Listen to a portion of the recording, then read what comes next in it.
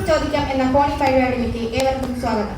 ക്രിസ്തീയ കുലത്തിൽ ഇന്ന് കണ്ടുവരുന്ന എല്ലാ രോഗങ്ങളെ പറ്റിയും രോഗങ്ങൾ മാറാൻ എന്ത് ചെയ്യണമെന്ന് നമ്മോട് വിശദമായി സംസാരിക്കുവാൻ അതിയായി എത്തിയിരിക്കുന്നത് സ്പിരിച്വൽ ഹെൽത്ത് ഡിപ്പാർട്ട്മെന്റിൽ നിന്നും ഡോക്ടർ ലിസിയാണ് നമ്മോടൊപ്പം ഉണ്ട്.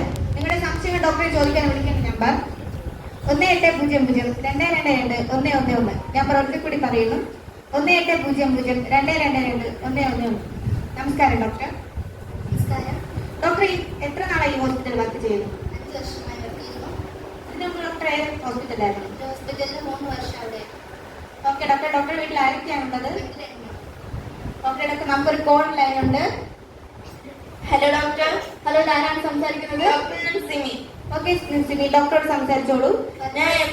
ഞാൻ ഇപ്പൊ പള്ളിയിൽ പോയി പ്രാർത്ഥിക്കാനിരുന്നാലും അല്ലെങ്കിൽ വീട്ടിൽ പ്രാർത്ഥനയ്ക്കായി ഇരുന്നാലും എനിക്ക് ഭയങ്കര ഉറക്കമാണ്. ഇതൊരു രോഗമാണോ ഡോക്ടർ? ഇതിന് എന്തെങ്കിലും പരിഹാരമുണ്ടോ? ഉറക്കം എന്നത് ഇപ്പോൾ പലരിലും കണ്ടുവരുന്ന ഒന്നാണ്.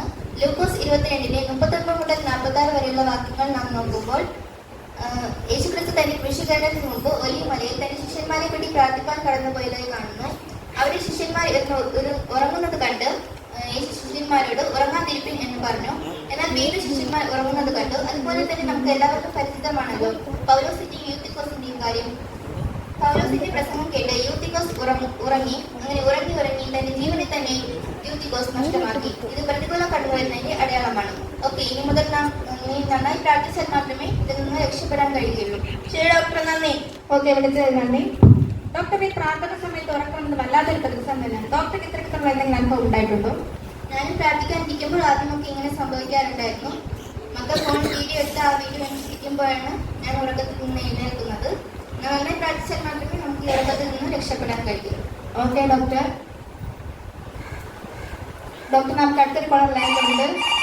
ഹലോ ഹലോ ഹലോ, ആരാണ് സംസാരിക്കുന്നത്? ഹലോ ഡോക്ടർ, എന്റെ പേര് രമണൻ. ഓക്കെ രമൺ, ഡോക്ടറോട് സംസാരിച്ചോളൂ. ഡോക്ടർ, ഞാൻ എപ്പോഴും വിചാരിക്കും പള്ളിയിൽ നേരത്തെ എത്തണമെന്ന്, പക്ഷെ അതിനൊന്നും സാധിക്കാറില്ല.